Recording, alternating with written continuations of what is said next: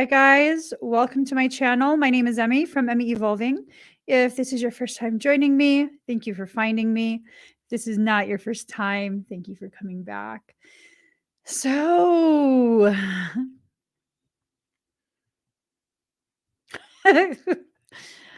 welcome guys. I'm going to be doing a reading, and when I asked what this reading was going to be about, what I heard is it's time to clear the air.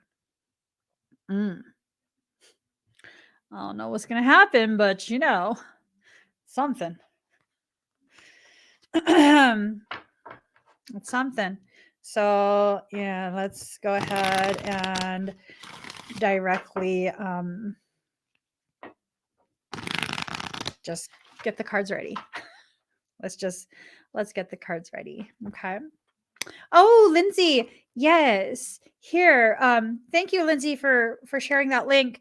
If you'd like to donate to the Easter family, Danny Easter, they're a little bit of an older couple, and Danny has some medical conditions. He ended up having an accident and he was pretty badly injured, ended up in the ICU.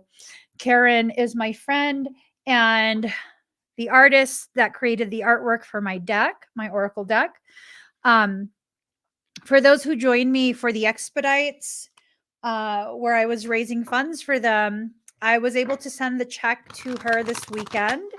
It should be arriving, I think Thursday, and she's just so thankful. It's going to go a long way in helping them. Just a lot of different things have been going on, and if you go to that link, you can see updates on how Danny is doing and what's the latest news on his recovery. But the last update, because things have been pretty hectic on my end, the last update that I'm aware of, it was determined that he was going to need to go to a facility for rehab for a little bit, just to kind of help recover some of his function and strength. It's pretty severe injury that he had. Pretty severe. I'm glad he's okay. So, all right. Yes. Yes. Can I just say, you guys, I love my job. I love having, private sessions with my clients. I don't know. It's like I find pieces of my soul family whenever I have these really deep interactions with people in their sessions. It's lovely. I haven't stopped smiling. I haven't stopped smiling. Let's say that, okay? All right. So, okay, let's get started. It's time to clear the air. So something's been stinking up the place. Something's been stinking up the place. We're going to find out what it is. We're going to find out. We're going to find out. I'm nervous. I don't know what this reading is going to tell us. I'm nervous. It's okay. Everything makes me nervous.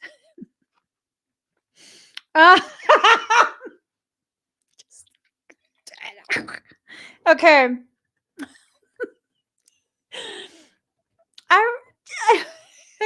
Hold on. I can't open my jar. Woo, I'm saying. I stepped into that. I set the stage and then I walked out onto it and stepped in a turd.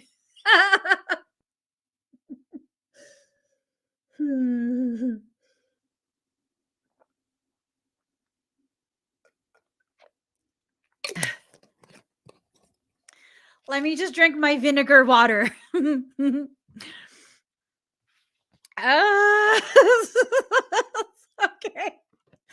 All right. Here's the first card. Okay. Some upside down masculine. It's some lord person. My lord has entered the chat. Okay, so It's time to clear the air about this upside down masculine. I don't know what needs to be cleared, but I'm assuming that this reading is going to be about some masculine energy. Maybe someone who embodies the masculine energy in your life. Let me just let me adjust my hat.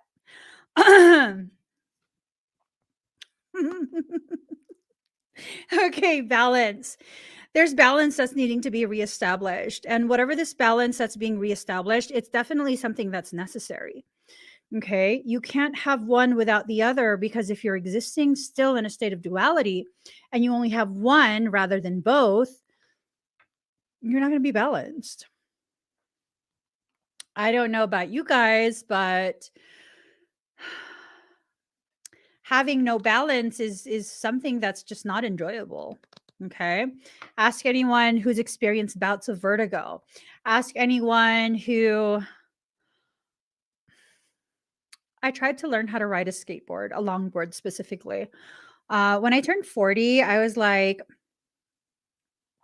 I wouldn't say it was like a midlife crisis because I had that when I was 20 something. When I turned 40, I wasn't sad about it. I was super excited about being 40, right? I was like, finally out of the 30s into the 40s. So I was excited about that. And what I wanted was to learn how to longboard, because I had seen these spicy chickadees on longboards and I loved it and I wanted to longboard. Well, here's the thing, I don't have very good balance. Unless like I'm in survival mode, I don't have good balance for recreational purposes. Survival mode, absolutely. Total ninja. I can balance on anything. I can catch anything even if I'm not looking. What was that? That's how I am. If I'm in fight or flight mode, you can throw something at me and I'll just catch it. And yeah. And so, speaking from experience, it sucks to not be able to be in a state of balance. In my desperation to become a longboarder, I used my mother's walker as like my training wheels. And what I learned there is you're either going to learn how to balance or you're going to hurt yourself. Because I tell you, the walker was going one way and the skateboard was going another way. And it became something where I was just endangering myself by trying to use training wheels to figure out how to balance on a skateboard. If you want to learn how to balance enough, and I'm talking about balance in all aspects of your life, anything that you want bad enough, you'll figure out a way to learn how to do it. You'll figure out a way to learn how to do it. So, how badly do you want the balance? How badly? Because if you really want it that bad, then you're going to have to allow for the proper components to go into their proper place, and wherever that proper place is. I don't necessarily know that it's going to be where you think it is. For some people, they think the proper place is right there beside you.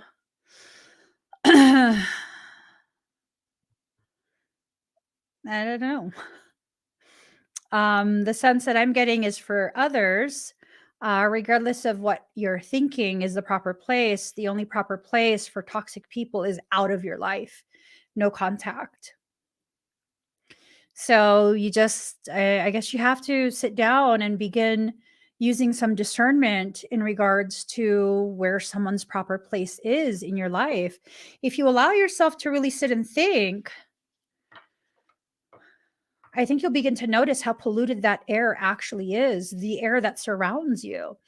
When the air that surrounds you, the metaphoric air that surrounds you is polluted, communication becomes polluted along with it, right? Because the air that you breathe will become the same air that you use to speak. When you take in poison, you speak out poison. So you have to be careful about the environment you keep, okay? High Priestess, responsibility. So it's this thing of stepping out of that goddess role, right? Because, we have this upside down masculine. The High Priestess is not the masculine's counterpart.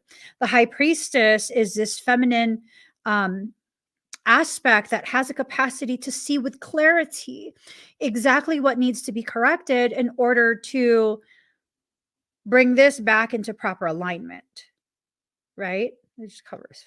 I'm just being petty. Stop it. I'm joking. My gosh. Just to have a disclaimer, I don't like touching other people's faces unless I'm doing your makeup.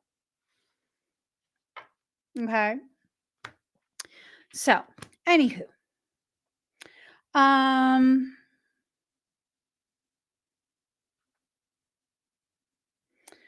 Okay. I say that because I have these guests who are like, some people don't like their face touched. Well, some people don't like to touch faces. What you guys say about that? I'm serious. I don't like to touch other people unless I'm doing some type of work on you. The only work I do to touch people is makeup.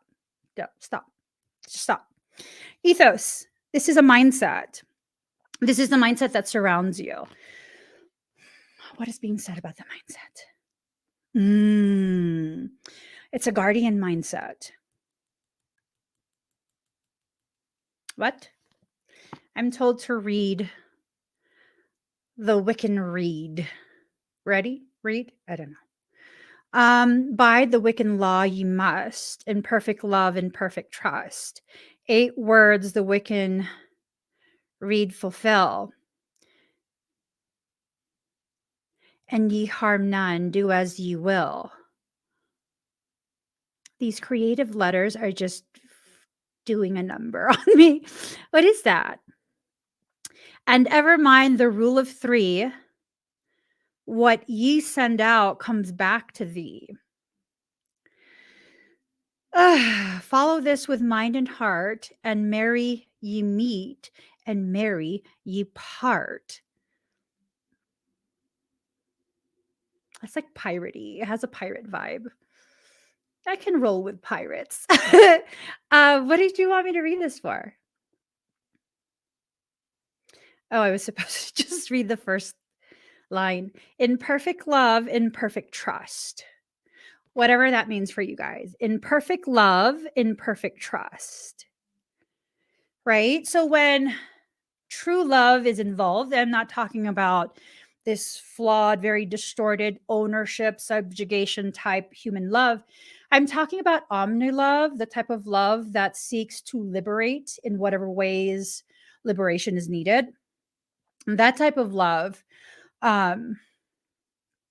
is rooted in trust. A trust that the love will prevent the other from seeking to intentionally harm the other. Now, it's time to clear the air. We have this mofo here. I guess the question is, for whoever you think this reading is about, did they intentionally try and hurt you, or did your feelings get hurt because of an internal process that you were in? Whatever that internal process is, was it the person's intention to initiate that painful process, or was that person simply brought in, knowing their character, brought in by your soul in order to trigger the process without their knowledge, without their consent? Which one is it? Because this is a general reading, you're going to have to use your discernment to see clearly whether the person intended to be hurtful and harmful. I think for some of us, we just make far too many excuses for people, for specific people. And let me stay in my lane. So part of the ethos Oh, and I'm being shoved right into the other lane. Part of the ethos, I got distracted, right? Part of this ethos is a guardian ethos. We've become so familiar with serving as a guardian for people who just. There is some people in our lives, for some of you, you have someone in your life that just consistently throws themselves into the middle of the road. Why? Well, I mean, I don't know why. I'm not someone who would throw myself in the middle of the road for no reason, so I can't even begin to assume I have any idea of the whys. I don't have a mind or heart in that way. I'm not one who can cry wolf, right? Like, I am someone who, even if I did really truly see a wolf and it was about to eat me, I would handle it myself. So I don't know why. And I think for some, the message here that will help to clear the air is neither do you. You don't know why they do that, but you tell yourself it's because they need this, it's because they need that, and you really have no idea why they do what they do.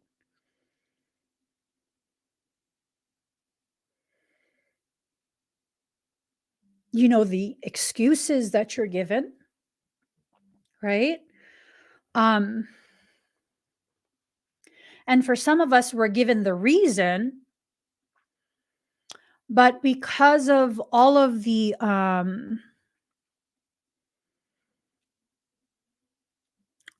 different traumas that we've experienced, our struggles maybe with abandonment, rejection, all of that really not so fun stuff. Even though we're given the reason, we don't accept it as a reasoning, an explanation. Instead, we receive it as though it's just some excuse.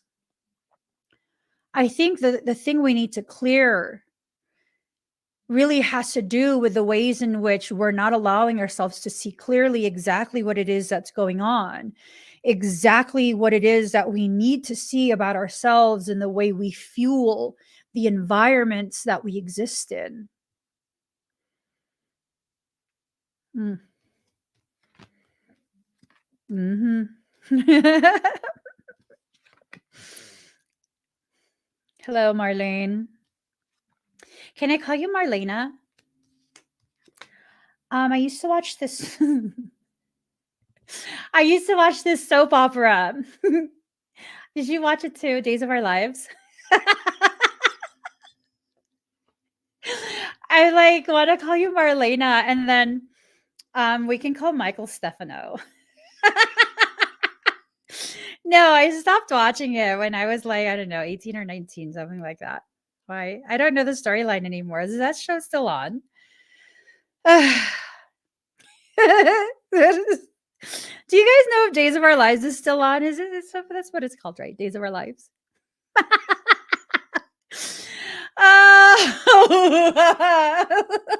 Anyways, my humor is rubbing off on you. I can't tell. Okay, I'll stop. Union. So there's a union trying to take place. I don't know what that means, but I'm gonna put the card down and swerve back into my lane. Okay. Okay, but seriously, I there's a union that's trying to take place. Like a coming together, maybe a working together, maybe I don't know. I like to think that it's more than just some type of romantic thing, right?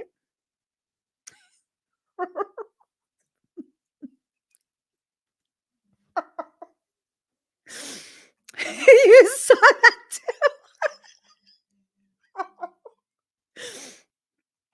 It was a joke. It was a joke. She gasped. She audibly gasped. She was. It was a joke. Anyways, Summer in reverse. So something needs to be done in order to create a sense of unification. Or else, if you don't start working on that, probably within yourself, summer's going to go upside down. Summer's going to become something where it's like you're struggling to understand why things are going the way they are. You don't understand a whole bunch of different things. I don't know. I don't know. She says, she says, well, isn't there something you can do about it?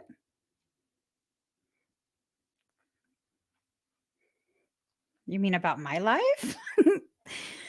Because I have this I have this perception that other people's lives are not really for me to be taking control of. You know what I'm saying? I'm going to program my vinegar water. Jesus loves me. Oh, yes, he does. Marlene loves me. Oh, yes, she does. You love me. How do I know? Because you won't fucking leave me alone.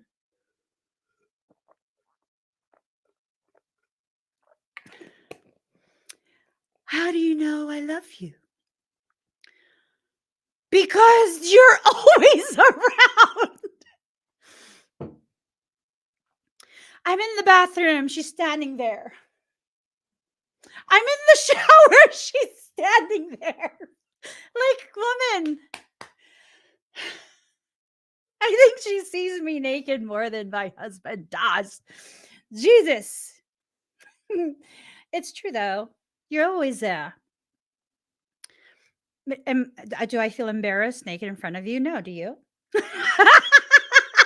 Do you? Does it make you feel awkward? Marlene, when I'm like changing and you're there, are you looking at my nipples? I can't let me stop. She's like, oh. But are you? Okay. Seriously, let's just. Okay. Boundaries. So boundaries are being honored, right? Whatever this is that's going on, it's something that's very respectful.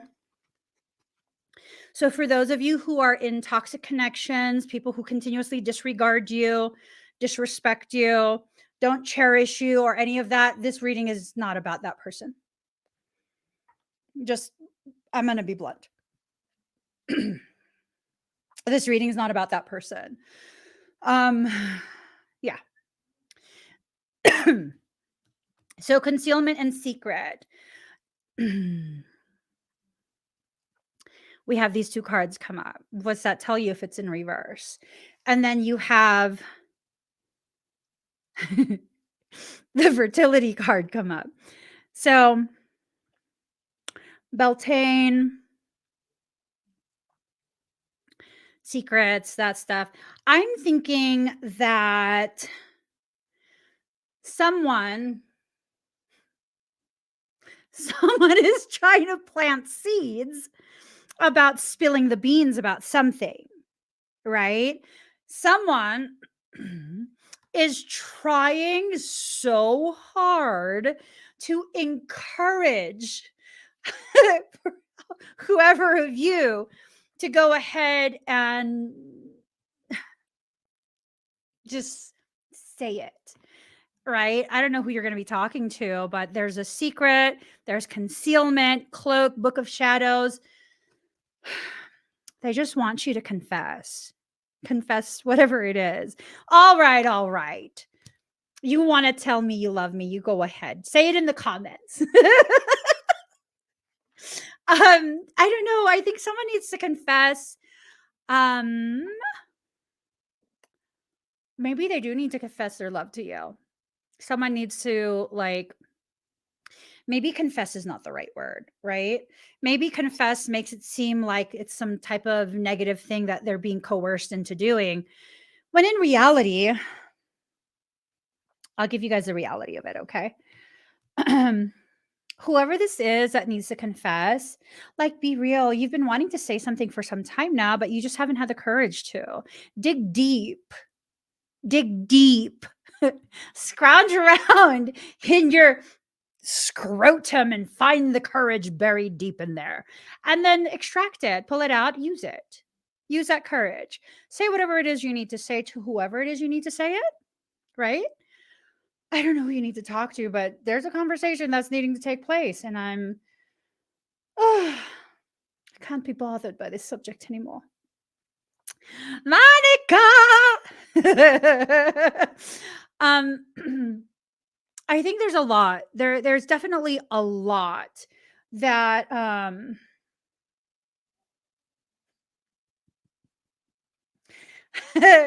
I see a notification. And it says, I want to apologize. I wanted to reach out and say I'm sorry. Good. Okay, I guess someone feels the need to apologize for what?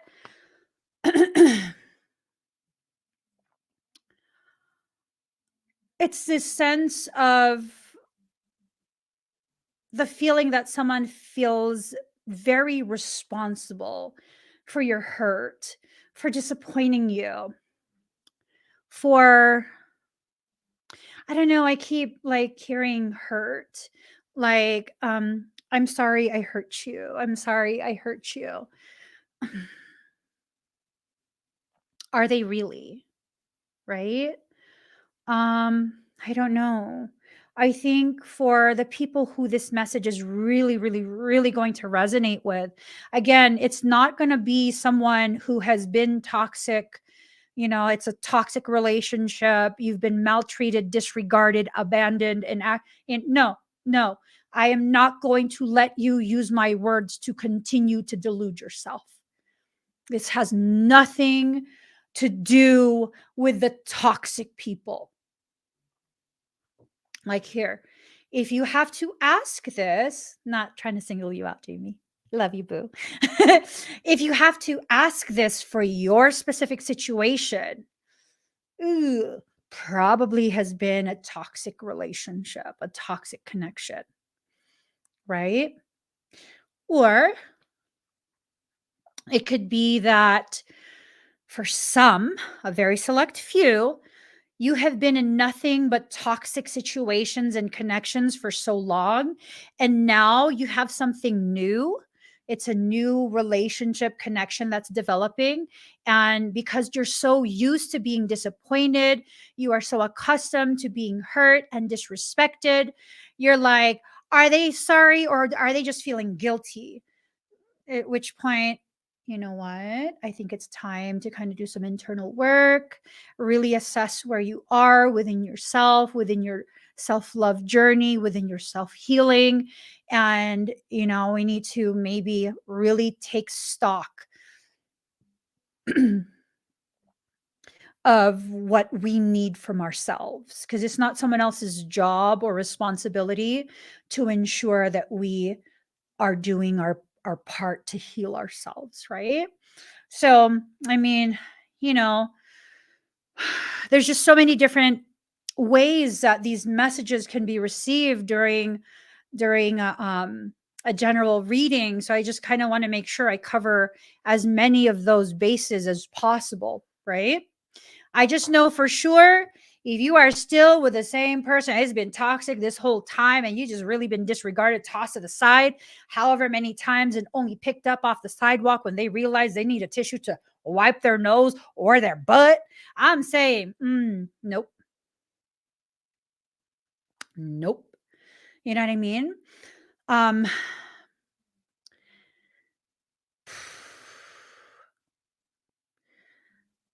there's just so much here to unpack.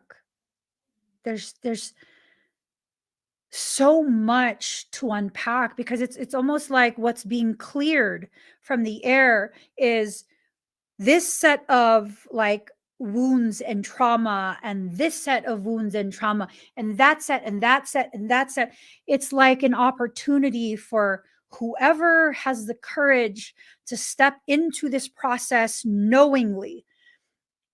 You're being empowered to heal pretty much every aspect of your life, every major lesson, every major component that you came into this life to activate, tap into, utilize as a gift. You're being presented with the opportunity to simultaneously address them all. And I think it's through this one singular situation. Ooh. Ooh. If I rule the world, I free all my sons. I love them, baby. This is bullshit. You have no choice. For some of you, whoo, this is Paladorian shit coming into play. Ooh! Oh, shit. It's like no whammy, no whammy, no whammy, big bucks. Oh, it's a fucking whammy. You're still playing though, so it's okay. You're still in the game. You get 3 whammies before. Yeah. Is it a whammy? I don't know. Maybe I have tinges of sadistic tendencies, because I used to be so entertained when people would land on the whammy. Like they would dance, you know? And so I used to be really entertained despite the people's disappointment. But I do believe you get 3 whammies, right?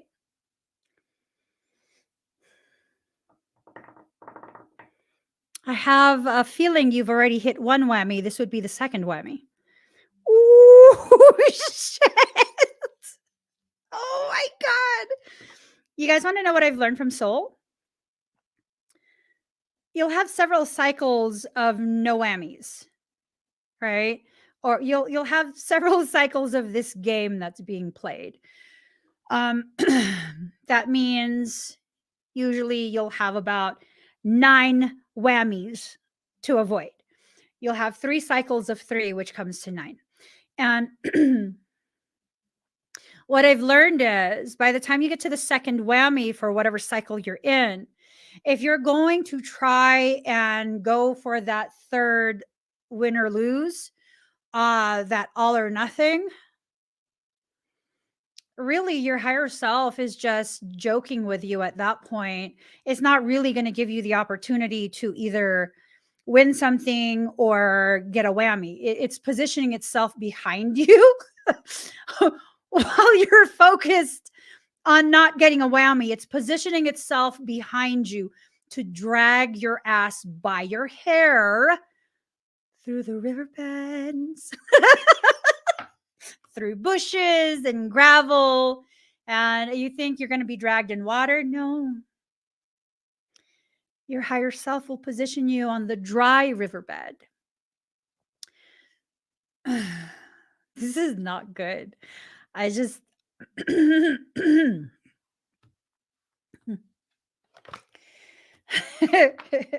I'm going to need a hug after this is done.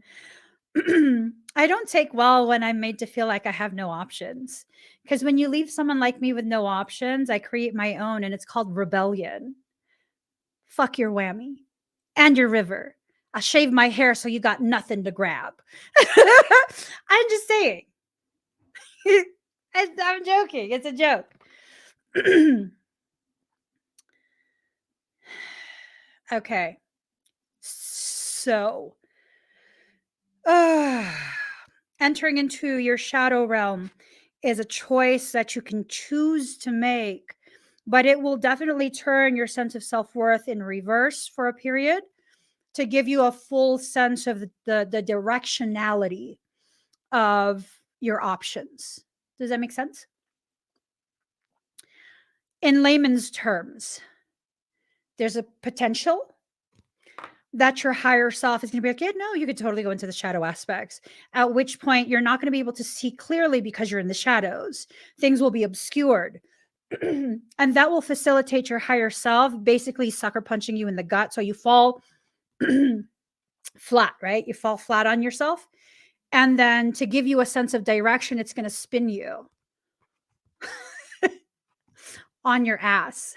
It's going to spin you like you're the spinner board in a game of Twister. He's just going to keep spinning you until you stop fighting, at which point you'll stop spinning, and then it will sit you back up and you're going to be defenseless. You can't fight your own process. Soul is super efficient.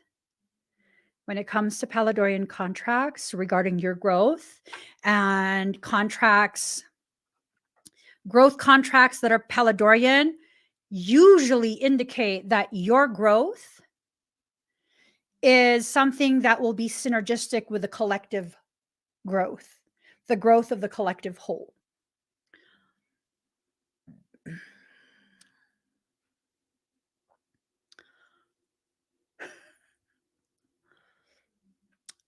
Is this a convoluted way to pronounce that you are a bottom? I was quoting Michael. He's asking, are you then a bottom? If you are not a top, are you a bottom? I'm sorry. I'm sorry, village baby. He's exiting the chat. I want to exit the chat too. I can't say enough offensive shit to be able to exit the chat. I'm saying. Michael's like, so is that your admission that you're aware of your behaviors? Yes, I'm absolutely aware of my behaviors. It's intentional. Cosmic connection. There's a cosmic connection that is seeking to. Oh, there's a cosmic connection that is seeking to surrender in order to move forward. They're moving forward in a state of surrendering because of their hope that this sacred journey takes them back to you.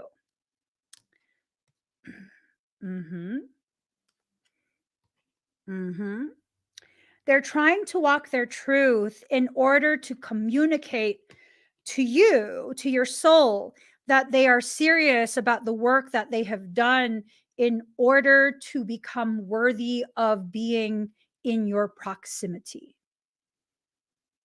Right? They want to be in your proximity. They want to be near you. Near in spirit or physicality.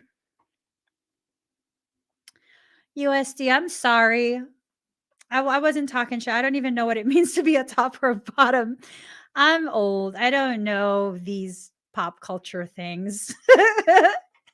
I knew you would. I knew it would be funny. I don't know how Michael knows about these things. Are you on social media? How do you know about these things? I don't know about these things. Okay. Ooh, there is a lot to unpack here. All right. It's time for you to be still and step into a space of innocence. Okay. That space of innocence is not pretending, it has nothing to do with pretending that you don't know things. I literally don't know what those things mean, village baby. You know, like, I literally, and you know that. you know how much I don't know. So it's this thing of like innocence, a space of childlike wonder, right? Seeing things as though for the first time, allowing yourself to release and let go of your already developed and entrenched. Ooh, that's going to be hard to do if it's entrenched. Already developed and entrenched assumptions about something or someone. That's what I'm getting. So you've made some assumptions. Ooh. You assume that someone betrayed you when in reality you weren't betrayed, you weren't abandoned, you weren't rejected. It was the initiation of a metamorphic state. It was, ooh, ooh. Okay.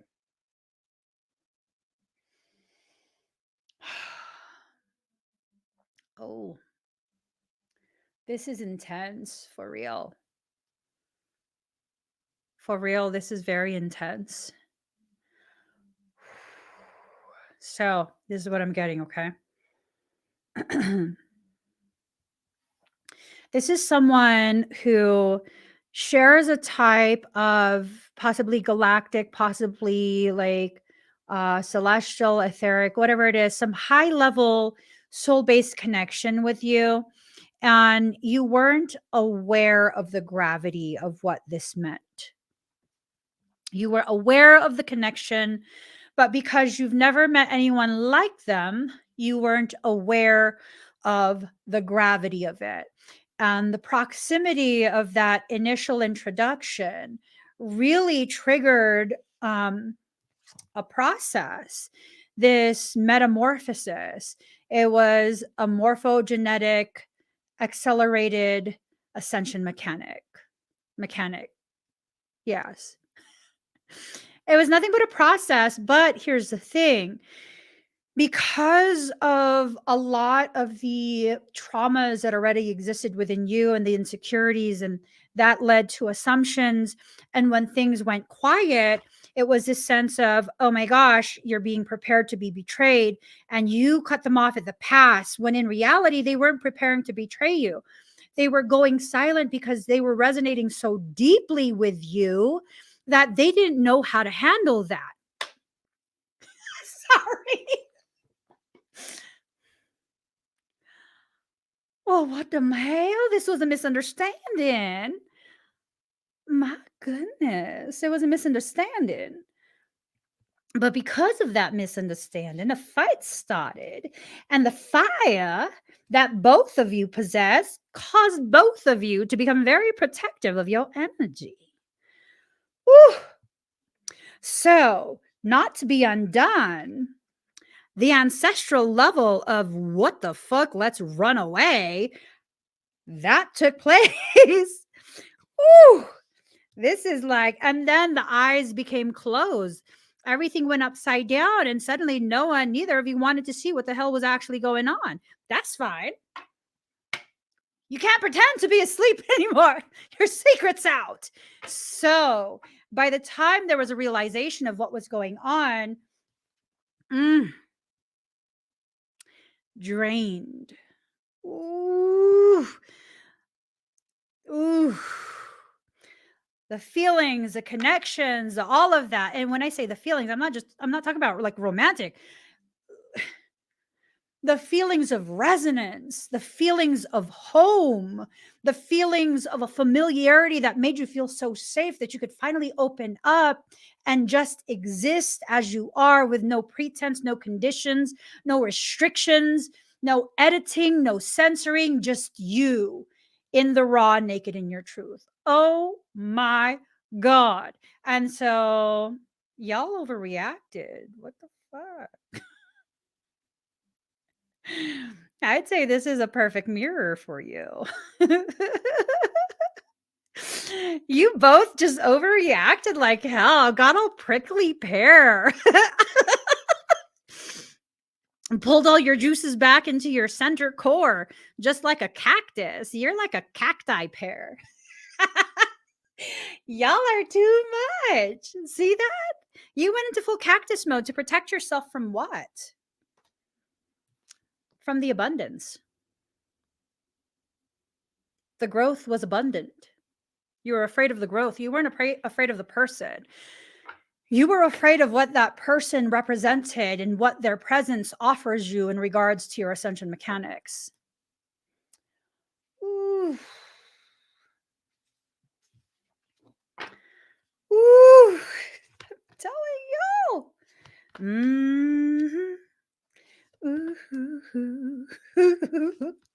Look at this stuff. Isn't it neat? Wouldn't you think my collection's complete? Wouldn't you think I'm the girl? Okay. This is so dramatic. Like, y'all, don't be dramatic over this.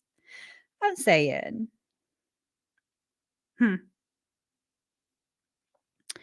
Okay. And again, just to reiterate, because there are going to be those who'll be like, oh, all breathy and shit. Oh my God, this is my opportunity. Emmy's doing a reading about me. She finally realizes. No, motherfucker, no. It's not about you.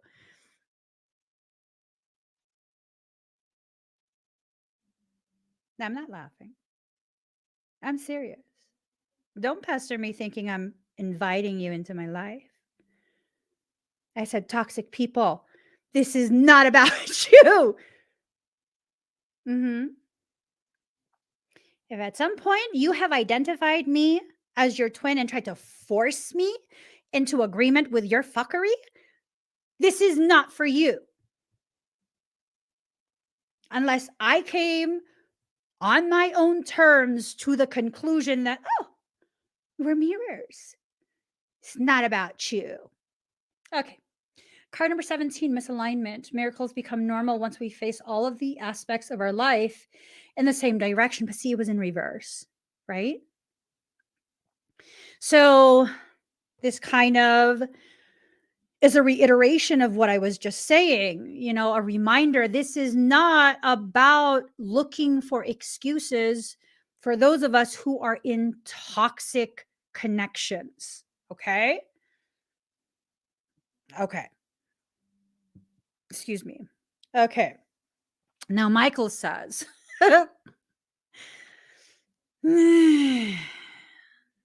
okay. Michael says this misalignment card in reverse, when seen by an upside down masculine, it then becomes right side up because this is how he sees it. Right? So, misalignment, there was a misalignment that occurred. Miracles become normal once we face all of the aspects of our life in the same direction. But when I read that this second time, luckily my brain works really fast sometimes. What I read was, once we face all of the aspects of our lie in the same direction. Ooh, because the lie, just like the Kerplunk game, I don't know if you guys know what that game is.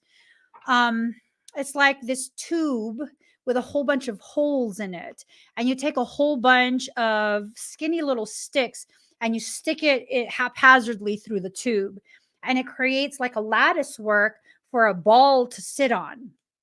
And you guys take turns pulling out one of the sticks. Eventually, kind of like Jenga, there will be enough sticks removed that the top where the ball is, the ball will fall right through, and whoever does that, they've lost, right? Or maybe they won. I don't know. I've never played Kerplunk. When people tell lies that are not aligned, it creates this very haphazard, jumbled mess, kind of like a haystack, right? When you take that haystack and you align all the hay to face the same direction, it becomes very clear what is hay and what is not. You'll have a better chance of finding the needle in the haystack if you align all the lies, because the lies, once aligned, will point you in the direction of the truth, which is usually in opposition to where the lie is headed. The truth takes you back home. So now the question is, if the truth takes you back home,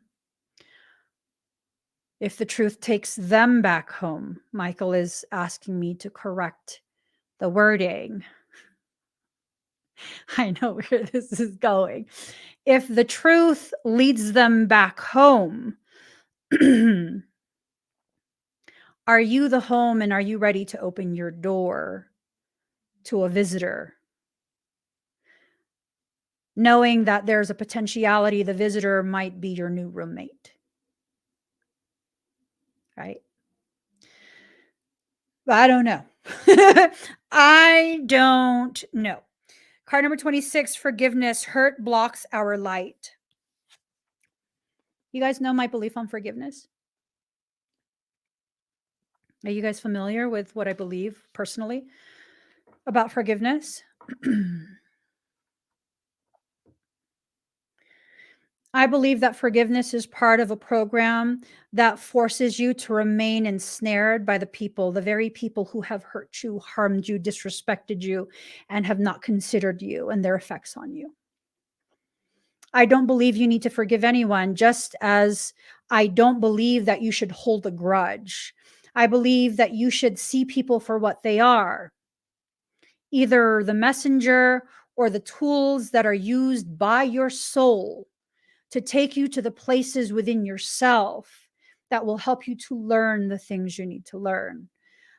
I don't forgive people, nor do I hold a grudge. I see you for you. And when I see that you've been brought into my life because of your capacity and your willingness to cause malignancies in my life, I don't hold a grudge, because I recognize this is what you came for.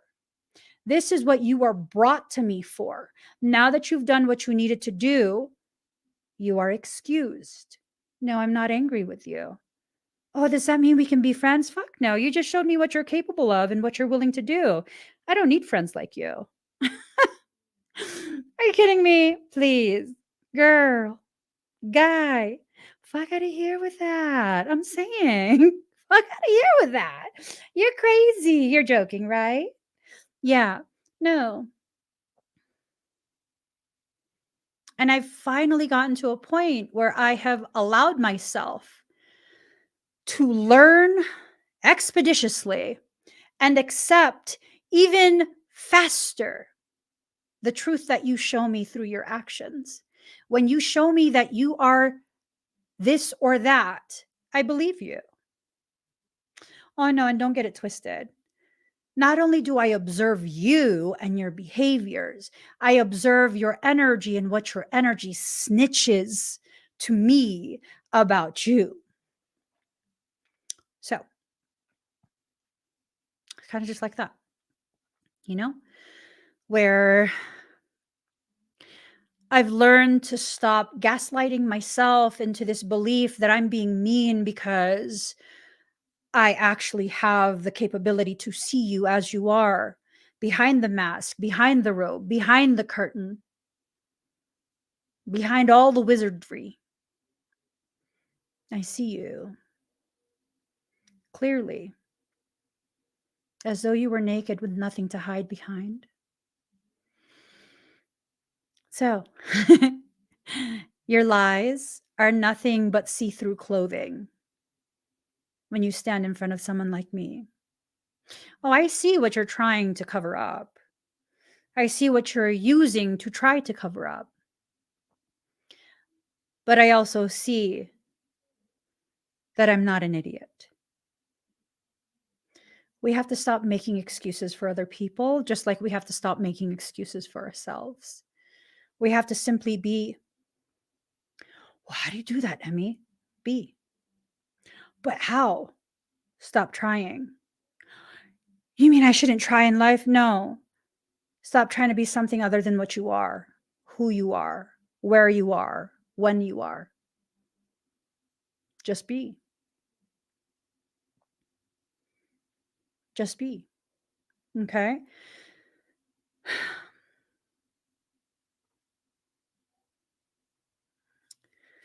When someone wounds you, the pain, is the pain indicative of a wound?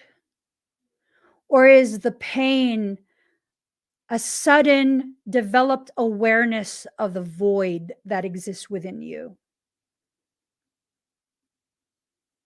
Right?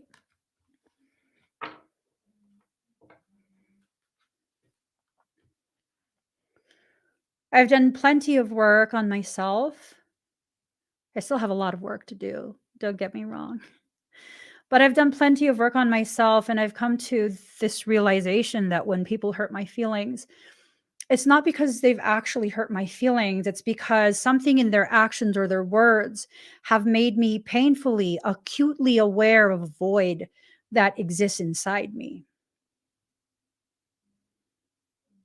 And until that moment of awareness, um, I was able to either side skirt or completely ignore, pretend it didn't exist, that void, that emptiness.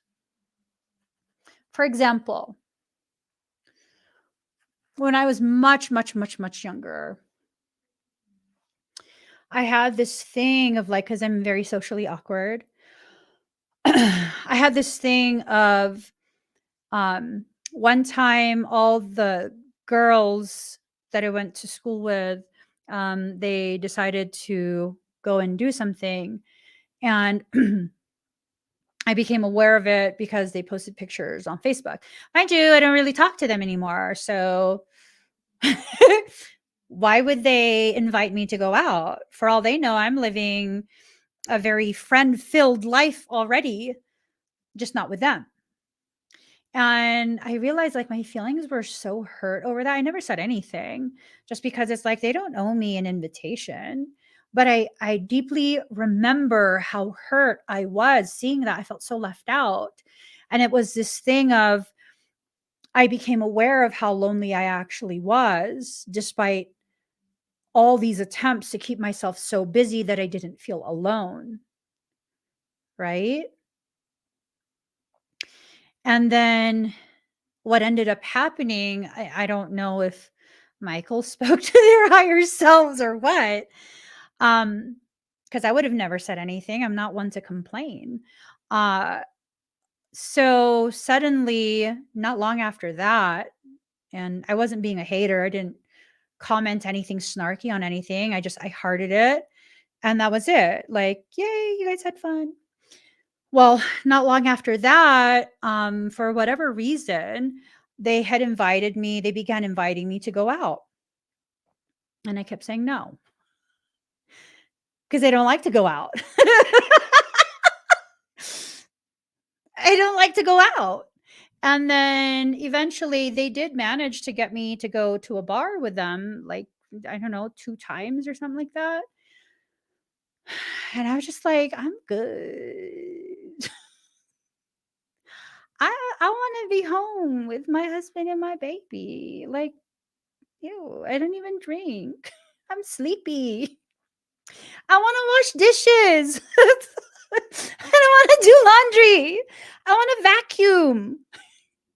I didn't want to be at a bar, you know? And then so I stopped going. I maybe went twice, maybe 3 times max.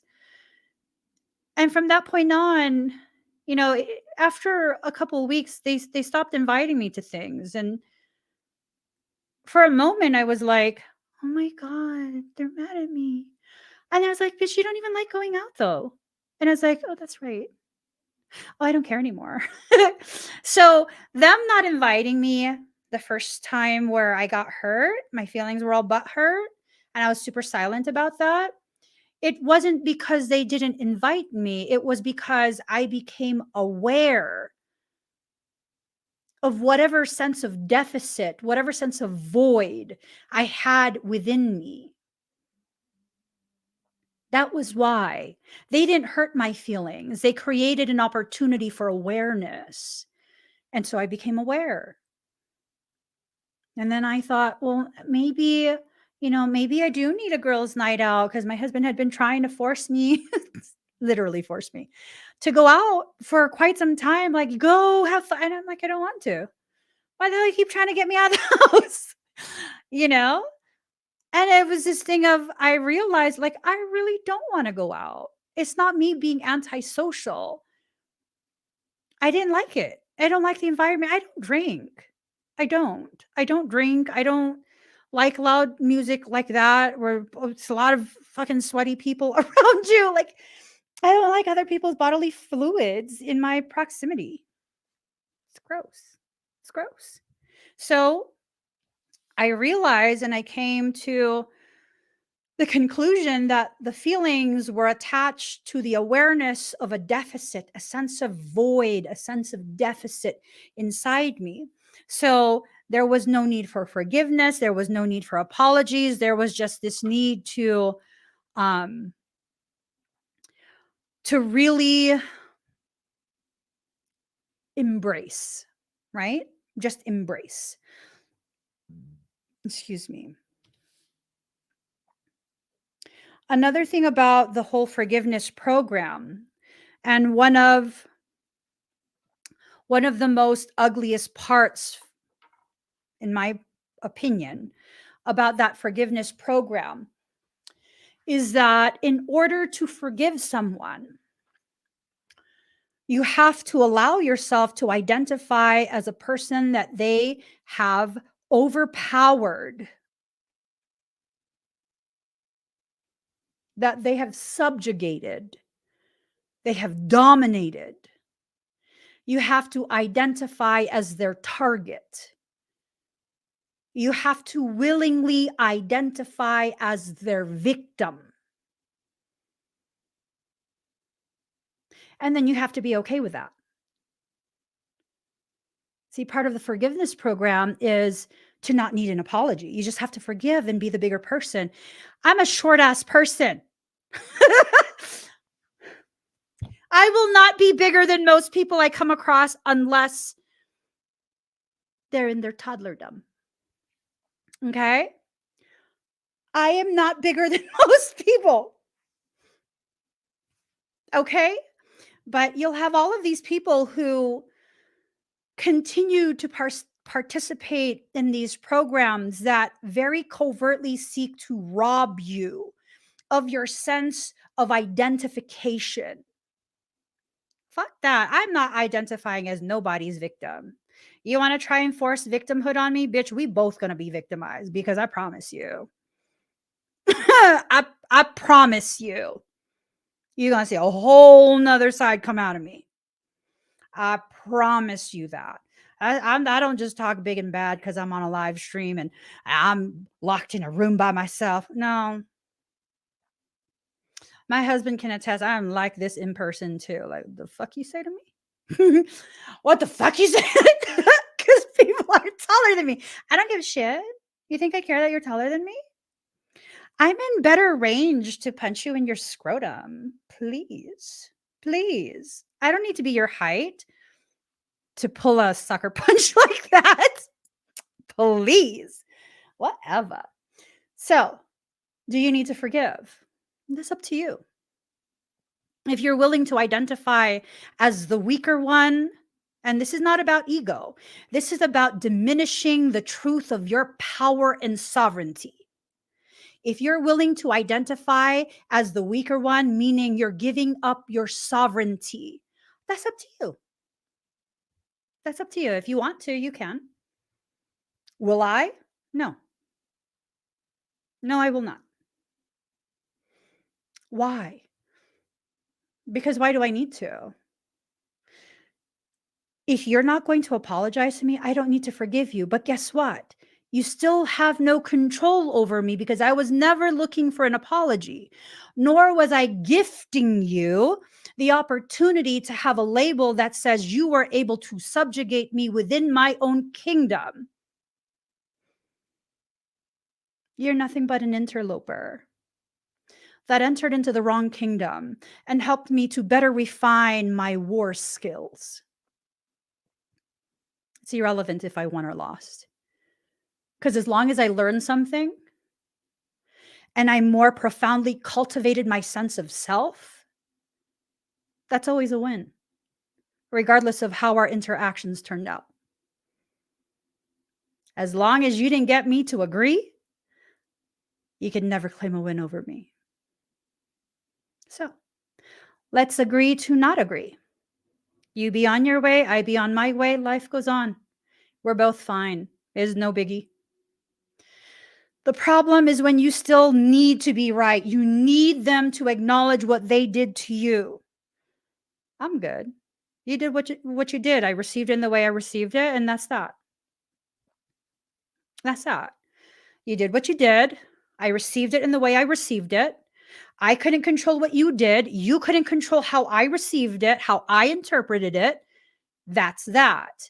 Now, if we're both grown, mature people, we can eventually sit down and have a conversation, a very civilized conversation with no accusations, simply a sharing of your end of the perception, your side of the spectrum we both exist on. And we can get a better understanding of where each is coming from and like, oh my gosh, so you didn't mean blah, blah, blah. No, I didn't mean that. Oh, that's totally how I took it. Oh my God, thank you for letting me know. Oh my gosh, this whole time I thought you didn't like me. Okay. Is there forgiveness in there? There's no need. There's no need. Is there a need to apologize? No, there's no need. There's a need only if you want to need the explanation.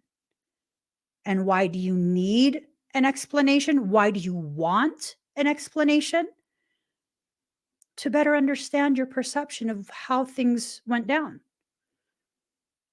And if you can exist in that space where that's why you're asking why, so that you can better calibrate the way you see yourself, so it can better refine the way you act or interact with your environment, that's powerful. That's powerful. If I ever ask someone questions about something that's happened in the past, which is very, very rare, very, very, very rare, it is because I am seeking a better, more refined understanding of the effects I have on my environment, the ways in which I willingly co-create struggles for myself, and the ways in which I could have better handled that situation to be better seated in my space of divine sovereignty. And that's it. That's it. That's the only reason I would ask. So that I can see if the reality, when the two sides are put together, the reality of what went down and the way I perceive what went down, if it is aligned. Because really, one of the most powerful things you can do for yourself on your journey is have clarity on the level of distortions you have with your vision, the way you see yourself, the way you see the world, the way you see your place in the world. I am the first to admit I still have a very distorted sense of the way I see myself in the world. I do not understand many, many, many things about the way I fit into the world, the way I fit into other people's lives, the way I affect other people's lives. I'm struggling to learn. Let's be real here. I haven't been actively trying to learn for some time now just because I got frustrated. I'm just like, fuck it. I will just be like, okay, yes, okay. Do you understand me? No. Well, do you want to understand? No. Are you okay with that? Yes. Are you serious? Bitch, I said yes. I'm okay with that now. Because guess what?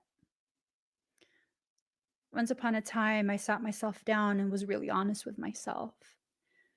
The only times I seek to understand to that degree are times where I am seeking more information so I could better position myself to become the dominant one in that situation. I don't need to control things. That comes from a place of weakness where I feel weak within myself. So I have to go externally to ensure that I will win. I don't do that anymore. Why? Because my life has shown me that anything I want to win, I do. And anything I don't want to win, anything I don't care about winning, I don't waste my time on. So what's the point? I'm just going to be knowing that everything that's brought to me will be a win because guess what? Anytime I learn, anytime I am able to better refine my understanding of myself and my place within my environment, that's a win. Not a win against someone else, but a win for humanity because now I'm better positioned to share what I've learned. Step out of the compete compare. Consciously choose to enter into the co-creation, into the true reality of what we are doing together. Card number 21, key to intimacy. Intimate love is a core need to be met in relation to ourselves and those closest to us. The journey to intimacy often includes learning what love is not. And I think for many of us, this card is upside down. We haven't taken the opportunity to learn what love is not. Every time our life tries to teach us what love is not, because we live in such a convoluted world, we are more convinced that this is all love actually is. Eesh, it's not. It's not. It's so not. Yeah, it's not. This is not all there is. This is all you're allowing to be. It all stems from you. What you allow, what you disallow, what you refuse to disavow. Ooh, Michael's getting deep. Deep. I was going to say deep like a gold digger. She take my money. He goes, don't you dare. What? I didn't. Card number 19. Accountability. Responsibility is a gift of love to yourself and others. Look at this. All right, look at that.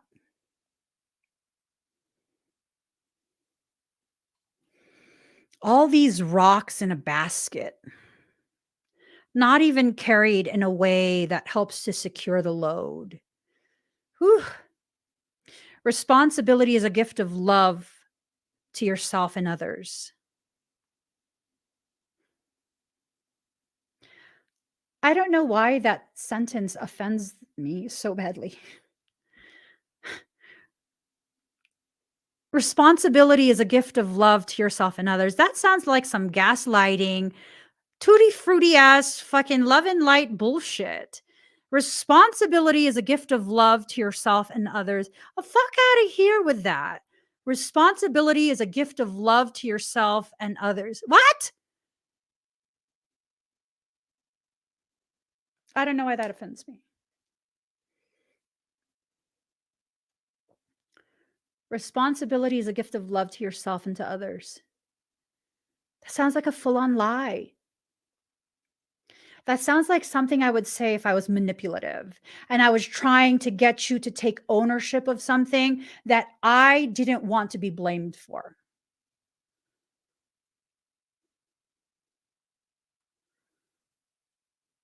I know, I can't roll with that. Girl, you dropping rocks everywhere with your stupid ass basket. This offends me. I don't know why. It really seriously offends me. Like,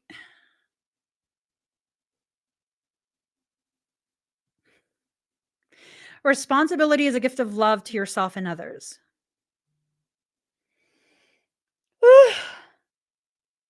What is it? What is it? What offends me about this? It carries with it some implied sense of obligatory existence where you have to do these things because then you are irresponsible, you lack accountability, and you are not gifting love to others. Okay. It reeks of the person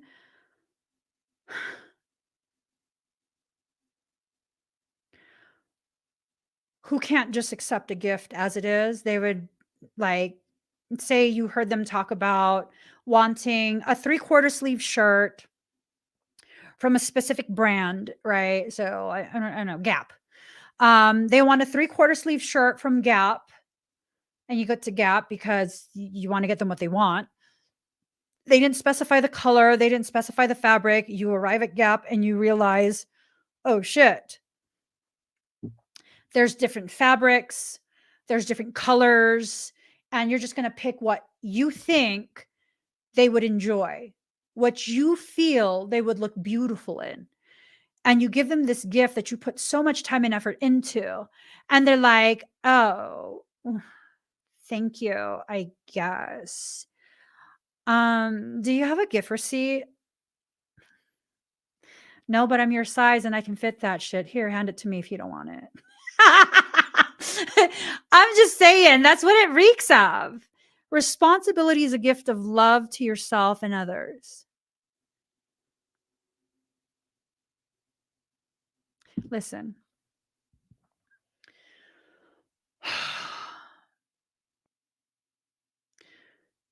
Toss all of that out the window.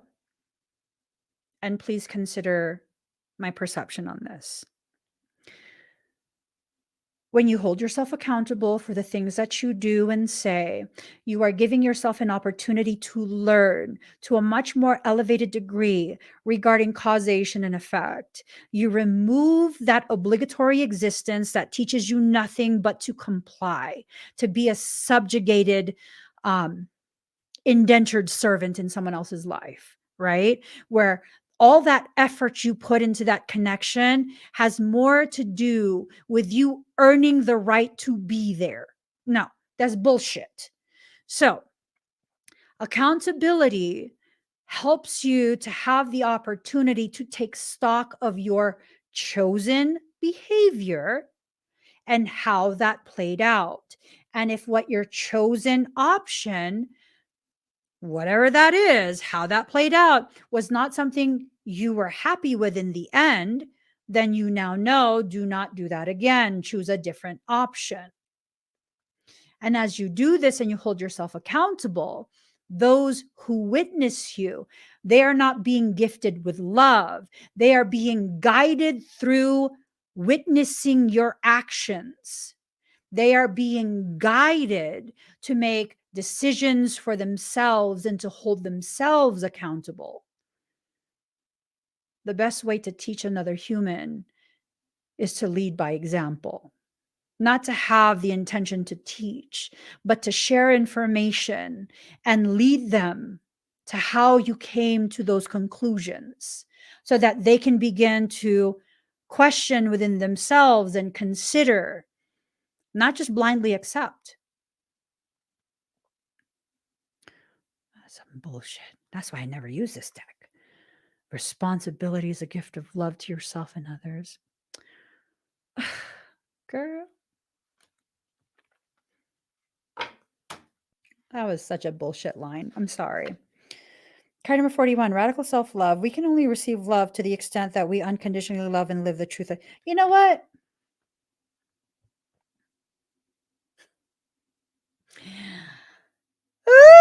This deck gotta go. That's it. They gotta go.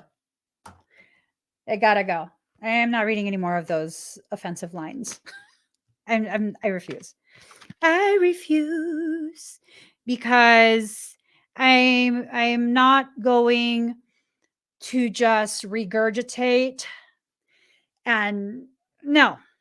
Okay.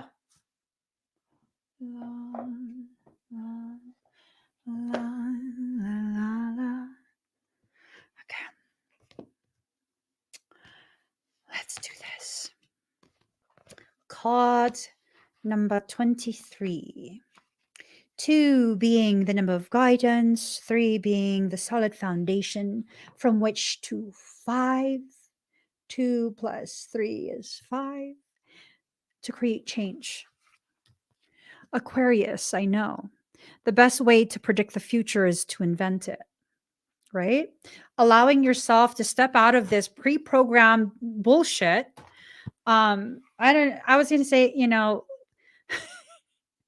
I should just give this deck away. Yeah, no, because it's bullshit. Say it. Expect to be tested and shown waves of the future. The future has everything to do with you stepping into a place of true conscious creation. not simply regurgitating things that sound like they might be somehow intellectually, spiritually, energetically superior. The only superiority are the people who need you to make them feel superior by having you identify as inferior. Fuck that. Ruled by the planet of sudden insight, Uranus.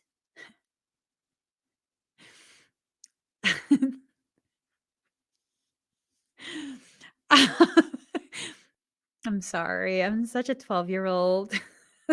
Aquarians tend to have a natural aptitude for genius. Even those that are not geniuses are able to collect facts and knowledge far beyond the scope of those of other signs. Because of their vast intelligence, it doesn't take Aquarians long to see that they are superior in intellect to most people. This gives them a certain disdain over anything they view as common or ordinary. Now, I know and love several Aquarians. I myself am a cusper. I'm a cusper, baby.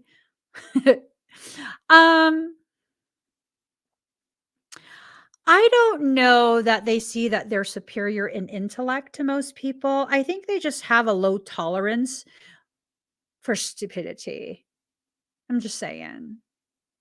Said like a true Aquarian energy. As seers into the future, Aquarians are ahead of the game and have accurate visions of the way things will be. This is why the sign of Aquarius rules science fiction and anything brand new. In reality, Aquarians see waves of the future in a way the rest of us cannot. So they're quantum neurodivergence. Aquarians can be very stubborn in their views, even when those views appear off the wall to others.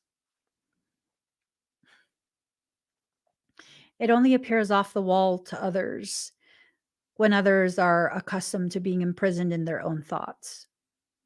You see, when you truly liberate yourself through the use and application of your sovereignty, you have no more walls and boundaries. You then enter into the wilderness of your potentiality. You forge the path for yourself and for any who are following behind you. Not because you need followers, but because you're considerate. There's a huge difference between being a true sovereign and simply pretending to be. Huge difference. And it's not about superiority, because a true sovereign will not only identify as a sovereign, the utmost authority within their personal kingdom, they will also see you as the utmost sovereign and highest authority within your kingdom. Right? A true sovereign not only expects to be treated as such, they also expect you to expect them to treat you as a sovereign in turn. So they will fight long and hard just to have the freedom to stay weird. Bitch.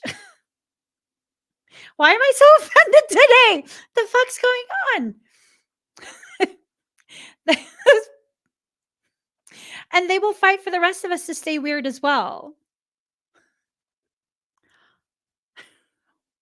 Whatever is taboo or outlandish greatly appeals to them, if only in the imagination. So oftentimes they are artists, inventors, and speculative writers. Okay. All right. I know that for all of you astro junkies, I'm just kidding, all of you astro literate people who like to, I'm astro illiterate. I know you guys think that Gemini is a genius of the zodiac. That's okay. I'm not here to correct you, but I am here to share. I think Aquarius is a fucking genius. Every Aquarian that I personally know and love is like genius level. I'm saying. Just don't piss them off because they'll cut your ass with words. And I'm not going to give you no band-aids, I'm saying. Okay. Let's see. So, eccentricity, surprises, standing alone, the future, technology, outer space, mastery, speculation, visions, speculative literature. So, all right. Science fiction. This is bionics. Ooh, I like that. Flightiness, arrogance. Optical patterns. Free thinking, unconventional. Okay. So it's kind of like some of these words is jumping out at me, right? And it's kind of like reiterating some of the message that I said earlier, where there were speculations of someone else's intentions, life experiences, whatever they were going through at the time. And it created those speculative thoughts, created a lot of just really flightiness, right? That fight or flight. And instead of using that free thinking to see both ends of the spectrum, what ended up happening is the stubbornness of Aquarius kicked in, and whoever this individual was that made the assumptions, the speculative thoughts, they really clung to this story that they told themselves about another person, right? And you don't have to be an Aquarian to have this apply. It's that energy, the Aquarius type energy, right? And that would be more of an unbalanced Aquarius energy versus a balanced Aquarius energy. The people that I know that are Aquarius and they're balanced, they don't do that kind of stuff. They just like, they'll form a speculative thought, but they won't cling to it. They'll kind of take a step back and observe and like, haven't made my mind up yet, right? That's balanced. So card number 29.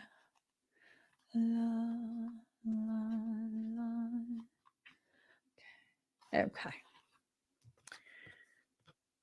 Fifth house, creativity. Every child is an artist. The problem is staying an artist when you grow up. Be happy. Give yourself the gift of happiness. Ooh. If the zodiac had a fun house, it would be the fifth house. But you know, fun houses are distorted. Ooh. So what you should do is find out what is in your fifth house. I don't know why I'm telling you this, but you need to find out what's in your fifth house, and then you need to see what the what the characteristics are if that is distorted. So just some random example. If I had Aquarius in the fifth house, what I was talking about with the distorted, unbalanced Aquarian energy of like speculative behaviors, clinging to that would be the theme that I'm working on, needing to work on. So this is giving you an idea of what it is you actually are needing to work on right now, because it's a distorted space. As we're going through the energies, and I don't know why I'm saying this, it's just kind of like, yeah, no, it makes sense. We're going through this belt of frequency that's very, very distorting. So it's kind of like a prism. It's bending things, not for the mere fact of wanting to distort it, but instead so you can see all the different components. However, if what you're looking for is white light, and you're passing that white light through a prism, then yeah, you're going to be like, oh my God, you're bending my light. You're breaking the light. But no, it's not about breaking you. It's not about confusing you. It's about allowing you the opportunity to see all of the different components with what you're dealing with. It's time to clear the air. It's time to clear all of that out, those distortions. So let's see. This card turning up in a reading indicates that you have created or will begin to create something to be proud of, something that will bring others joy. You can expect the completion of a project or the accomplishment of a significant goal for which there will be celebration. You have put hard work into a project and now see the results.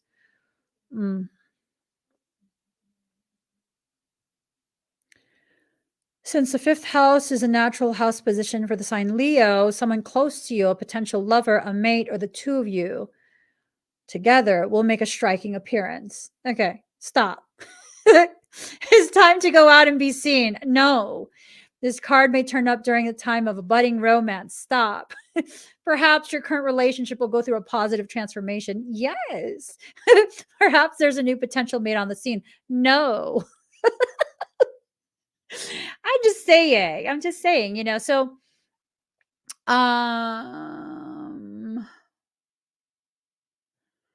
okay. Okay. This card is about finding joy in creativity and self-expression with promise of a jubilant return to childhood. That innocence card, right? A return to this space of seeing and living as though for the first time. Let's see. It's all about multitasking. It can denote a carnival-like atmosphere. Life becomes a three-ring circus, but usually in the best way possible. My life. That's my life. It's all about multitasking, taking on more than is expected, and then making a spectacular success of it. I love that.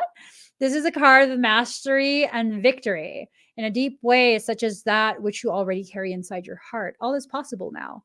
The most important thing is to move forward. So there's a lot of success that's waiting, but you have to have this forward movement. You can't stay in the same space expecting change. If you're going to be in the same space, you're going to have the same thing, right? So, 9th house, faith. We travel, some of us forever, to seek other states, other lives, other souls. Anais, I'm asking you to stop. Anais, Miss Nin, I'm asking you to stop. Okay. Obstacles are being lifted.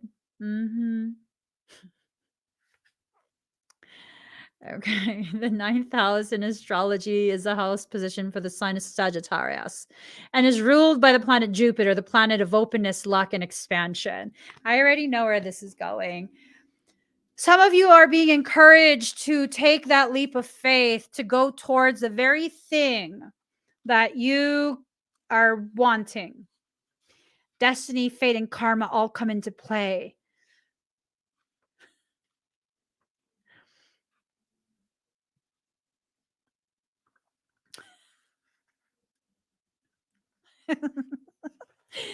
Michael says, the next time I roll my eyes,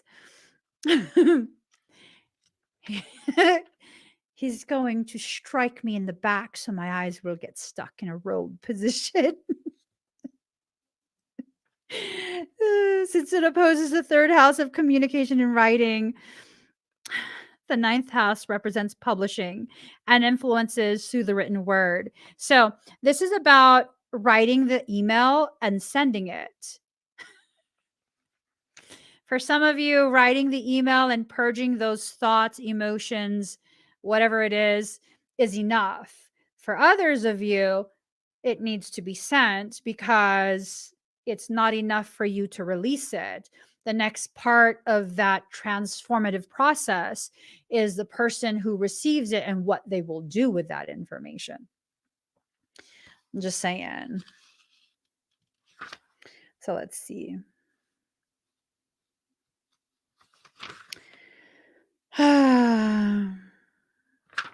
Okay. This is the house of open ranges, journeying, and opportunity. It also represents esoteric matters like psychic fairs, new age, counter culture, and yada, yada, yada. It also represents the relevance of obtaining psychic information.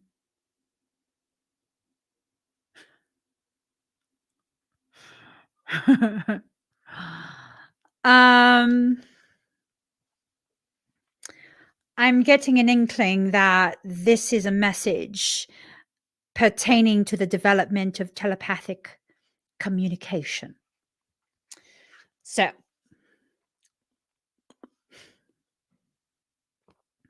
With this card, it's time to consider your impending plans in the broadest terms. It means you'll have to go outside of your ordinary life to achieve your goals.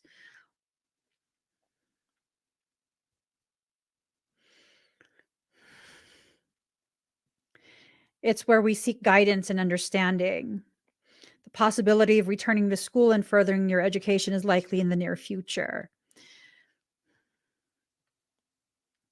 When this card appears, the reason is for knowledge or for broadening of understanding. There will be a desire to visit places of arcane wisdom and knowledge, where you can expect the history behind the area to be very well documented.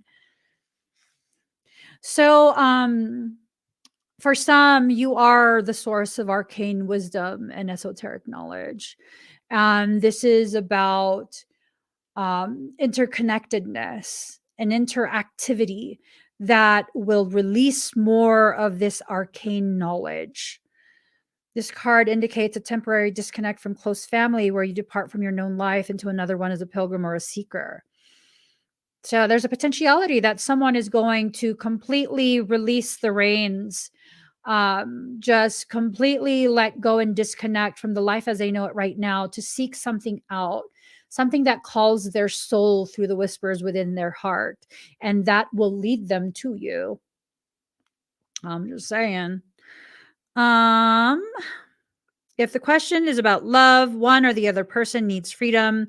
There won't be commitment anytime soon. Let me read that again. I'm joking. In short, this card indicates that you're about to depart on an important journey. It will change you as you go through the process. This card has to do with what has been tried and tested and what is already established. If you have tried and tested no action and not gotten the results you want, then you know you've established an awareness that that's not going to get you anything. The lack of action is not going to get you anything, okay? So, yeah, I'm not going to read the other two cards because I have to get to my next session. It's 10th house of the world and Capricorn I use. So, yeah. I think all in all, what's being cleared from the air are the distortions, the ways in which we're choosing to not see clearly the things that are being spelled out in front of us by soul. For many of us, what we're actually needing from ourselves and from other people are the same thing. An opportunity to ripen this already partially developed understanding of what our proper place within our personal lives actually is. Let the people who have the capacity and the willingness to help you better define things you need to define for yourself, let them help you. Let their presence, their proximity be the very thing that takes you to that next level of understanding, understanding, overstanding the self and the soul. It's so easy for us to read books and think we understand. How easy is it for you to live life and have lessons and accept that you're learning and growing? Far too often, our process of growth, our process of learning is diminished to simply, oh, I'm having a struggle. I'm going through a rough time. It's just a negative part of my journey right now. It'll be done soon. Don't worry. Really diminishing it. When I'm going through a hardship, I'm really front and center, like, all right, what am I supposed to learn here? I remember being in high school and I took anatomy and physiology in high school, right? I went to some bougie ass high school. And with the anatomy, physiology, human anatomy and physiology, we had to dissect cadavers. I said it was bougie. We had to dissect cadavers, but not human cadavers. We did feline cadavers. And it was this thing of everyone was grossed out, but I'm over here like, give me the probe. I want to tease the musculature to see the different fibers, the different bundles. And it's about really being present when you are learning what needs to be learned. Because let me tell you, a lot of what I do now, it's rooted in the basic learning that I had in high school for anatomy and physiology. The way that I see the world was affected by a singular class. Because I remember that teacher was crazy. She was crazy. The test was so just challenging. And I was like, are you asking me questions like I work in the ER? You have a gunshot wound entering into the ER. The entry wound is in the third quadrant of the abdominal region. Like, bitch, what? With a flight. Note the flight path of the bullet. Which organs will be dissected? Like, I don't know. The belly? I'm over here. Well, that would be the spleen. And then part of the duodenum. But shit, I learned. Because the challenge of it caused me to feel the need to be as present as possible. Stop running away from things that challenge you. Face it head on. Face it head on. Face it in a way that proves to you, not to anyone else, but to you, you actually have the courage and the balls to grab life by the horns. I'm saying. Because you do. You just have been so successfully and thoroughly convinced, programmed to believe that you lack. Lack what, though? The conviction of someone who needs external validation? You don't need that. Not from me, not from anybody. Your life has already validated you in your proper place in it. Start living like it. Okay? The only thing you need to clear the air of is the stankiness that you believe is part of your life. Even the struggles, it's not stank. It's not stank. Recalibrate the way you see yourself in your life, and you'll begin to see that your life has been so generous in the way it has taught you. It's only you that has blinded yourself by refusing to receive. You can accomplish more than you realize. You already have. And if you think you haven't made progress, I'm going to tell you a little secret. One thing that I've come to terms with, you would have never found me if you weren't ready for the massive change that's coming for you. You would have never found me if you weren't ready to elevate yourself within your life. That is the only time people find me. It's not because I'm a hot shit. It's because I've lost my fear of being myself. And all you need is to witness me being me so you can find your courage to be you. Ain't that some shit?